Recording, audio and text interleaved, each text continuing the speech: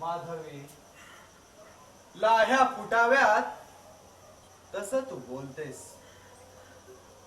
दोष तुझा नाही, न्यूनगंडाने तुला पछाडलं आहे. वसिष्ठांचं ब्राह्मतेज पाहून मलाही क्षत्रिय तेजाचा असाच न्यूनगंड आला होता. फक्त समर्थ हो, तुझं क्षेत्र पवित्र आहे. हा विवाह कामपूर्तीसाठी नाही हे लक्षात घे. क्षत्रिय तेजाचा न्यूनगंड? होय माधवी, गाधी राजांचा मी पुत्र. महामुनी, एक प्रश्न विचारू? अवश्य विचार.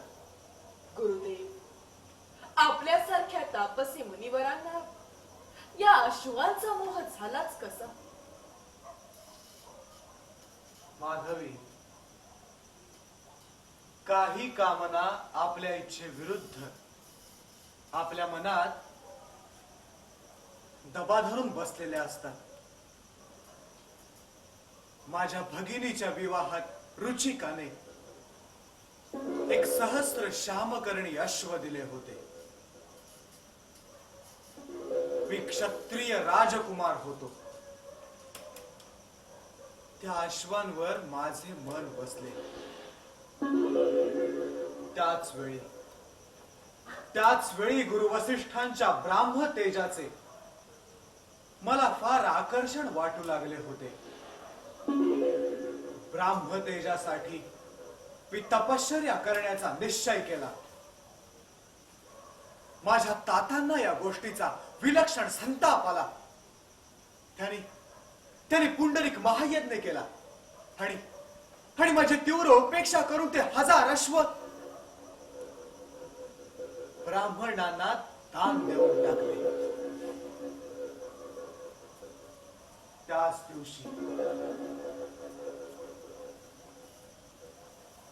दिवशी मी राज्य सोडलं. तरी ते अश्व मनात कुठेतरी फिरत होते. गुरुदेव, आपण स्वच्छ मनाने सार मान्य केलं. आपण श्रेष्ठ आहात. माझी आपल्याला एक विनंती आहे. बोल माधवी. गुरुदेव, मला विद्या दान द्या. खूप शिकवा, पंडिता करा. मला खरं रूप भोतुरू, खरा धर्म आणि लादलेला धर्म हे सार स्पष्ट दिसायला हवं. ते प्रवचनातून मांडता यायला हवं. तथास्तु भाई.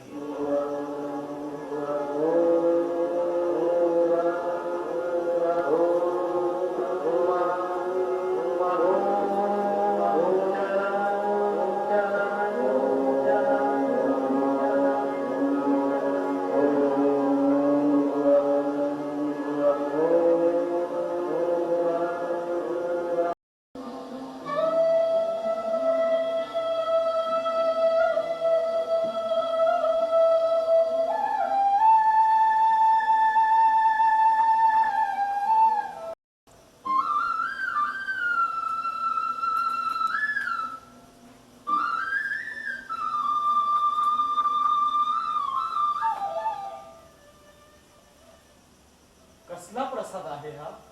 हा प्रसाद नाही, हे मिष्ठान्न आहे. महर्षी विश्वामित्र आणि माधवी देवींना पुत्ररत्नाचा लाभ झाला आहे. कुठे आहेत गुरुदेव? कुठे आहेत माधवी देवी? आपण आसन ग्रहण करावं.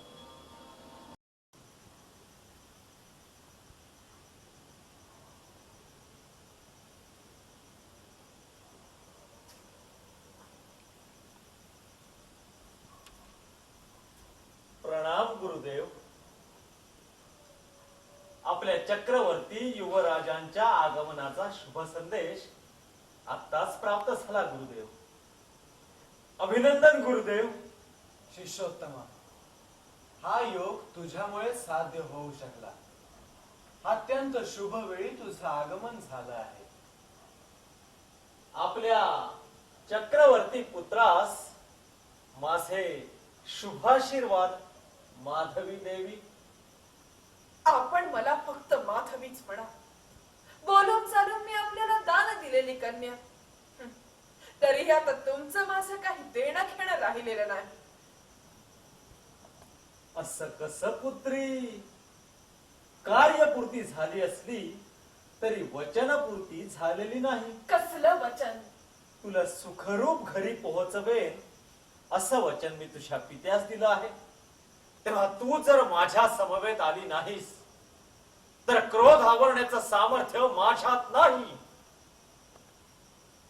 तुमच्या अंगी ते सामर्थ्य नाही म्हणता, मग मी काय सामर्थ्याची पुतळी आहे? पित्याचा शब्द मग तुमचा शब्द.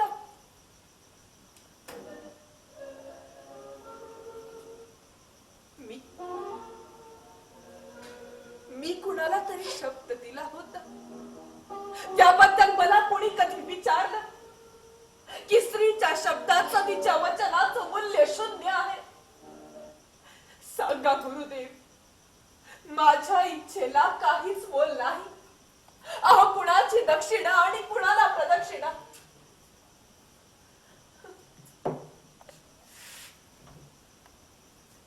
कालवा, ही माधवी आता माझी भार्या आहे आणि गुरु भार्येवर तू कदापिही बळबरी करू शकत नाहीस. भार्या होती गुरुदेव. 200 अश्वांची भरपाई म्हणून तिने एक पुत्र उत्पन्न करावा एवढाच करार होता. आता आपणच जर माझं वचन मोडणार असाल तर मग मी काय करू? माधवी, शिष्य असला तरी मी त्याच्या वचनाचा भंग करण्याचं पातक करणार नाही. मला क्षमा कर.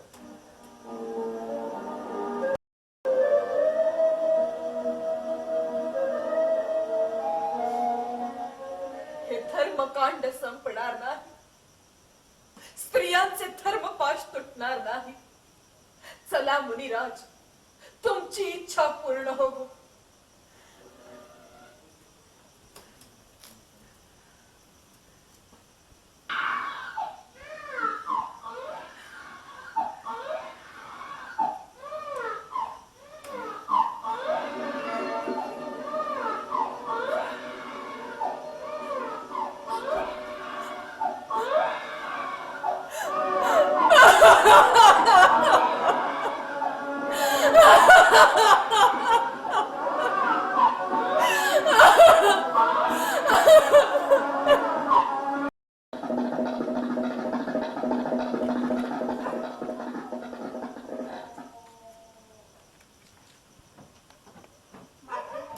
माधवी आली आहे.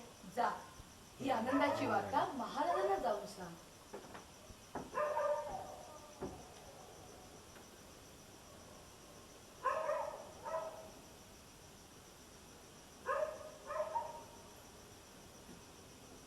ये माधवी, तुझ्या स्वगृही हस्तिनापुरात तुझं स्वागत असो.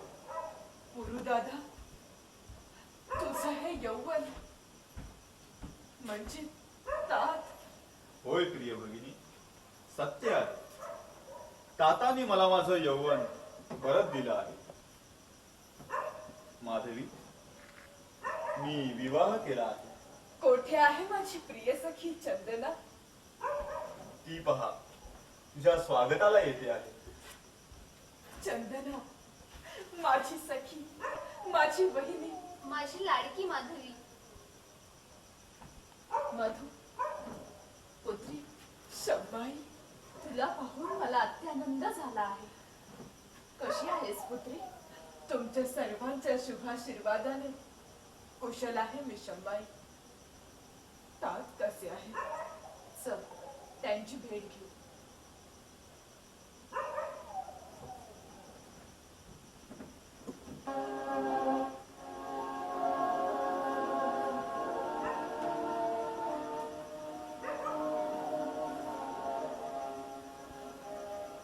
प्रणाम तात. माधवी, पुत्री, तुझ्या अनंत स्मृती या प्रासादात साठलेल्या आहेत. किती वाट पाहत होतो मी तुझी. तात, काय ही तुमची अवस्था? कदाचित कदाचित हे माझ्या भोगाचं अखेरचं पर्व असेल. अशुभ बोलू नये तात. आता मी आले आहे. होय पुत्री, मी तुझ्यासाठीच तिष्ठत होतो. माझ्याकडे काही सांगायचं आहे तात. होय पुत्री,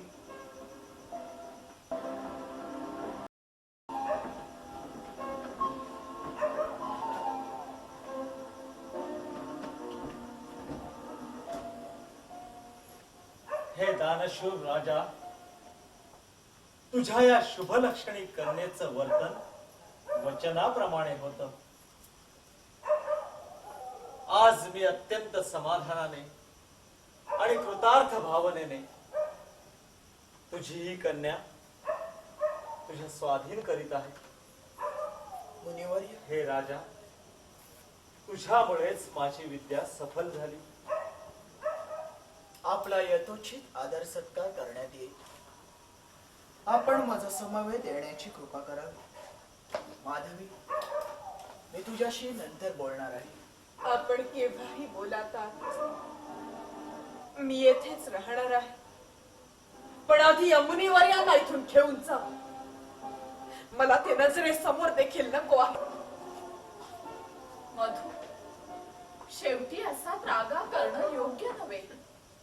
माधवी, तू माझ्यावर क्रोधित असलीस तरी माझं निमंत्रण कायम स्मरणात ठेव.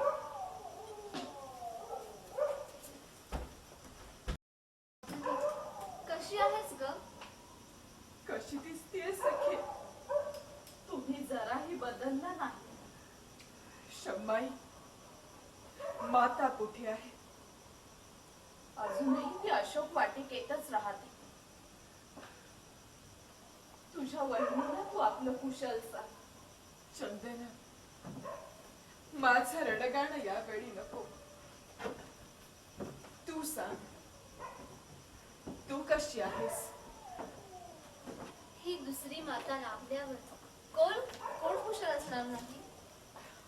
माझ्या गुरुबंधूशी विवाह करून तू मोठे उपकारच केले आहेस. छे ग, माझ्याशी विवाह करून सम्राटांनीच मला खूप मोठा सन्मान मिळवून दिला आहे. महाराणी, माते, माधवी, पुत्री, काय ऐकते मी हे? काय ऐकतेस माते? तुझ्या स्वयंवराची घोषणा साऱ्या हस्तिनापुरात होते आहे. मला तुझ्या खऱ्या मातेला सुगावा न लागू देण्या इतक्या दृष्ट कशा झाल्यात सगळ्या जणी? स्वयंवर माझं? होय पुत्री, तुझ्या तात्यांनी घोषित केले तुझं स्वयंवर. परंतु परंतु भ्राता पुरु तर काहीच बोलला नाही. तात, तात, तुम्ही घोषित केलं माझं स्वयंवर. होय पुत्री, माझं तेवढं एकच कर्तव्य बाकी राहिलं आहे. तुझं स्वयंवर रचल्याने मी माझा शब्द खाऊ देत तुमचा शब्द. माधवी, कोणाला प्रत्युत्तरे करते आहेस? कोणाला विचारून ठरवलं तुम्ही माझं स्वयंवर? काय हक्क आहे मला आणि तुम्हालाही? माझं स्वयंवर ठरवणारे तुम्ही कोण? मी कोण हे तू विचारतेस? तुझ्या मातेला विचार मी कोण आहे ते. तुझं स्वयंवर रचेन असा मी तुला शब्द दिला होता, विसरलीस? तेव्हा तेव्हा मी कुमारी होते तात. आज मी 4 पुत्रांची माता आणि 4 पुरुषांची पत्नी आहे.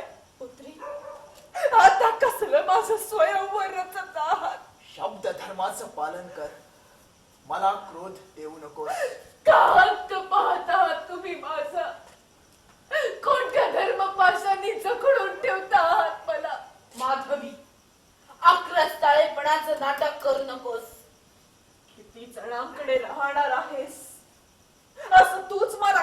वेशात विचारलं होतस ना तेव्हा विरोध करण्याचं स्वातंत्र्य तुझ्याकडे होतं. शंभाई, तू तरी काहीतरी सांग या धर्मवेड्यांना. पुत्री, एकाकडेही समंजसपणा नसल्याने यापैकी तुझं कुणीही काही ऐकणार नाही. माधवी, सध्या तुझा पती कोण? कोणीही नाही. मग तुला जन्मभर साथ देणारा पती आणि कायमचं हक्काचं घर मिळवून द्यायचं काम कोणाचं? माझच ना. पुत्री, मला तुला या आश्रमाच्या वेशात पाहावत नाही. जा जा, स्वयंवरासाठी तयार हो. जा. तान पाया पडते मी तुमच्या. शंभाई, शंभाई, याच्यात पडून भीक मागते मी. माते, माते, कृपा करून या अपकीर्ती करून घेऊ नका. कृपा करून. माते, खरंच पाया पडते मी.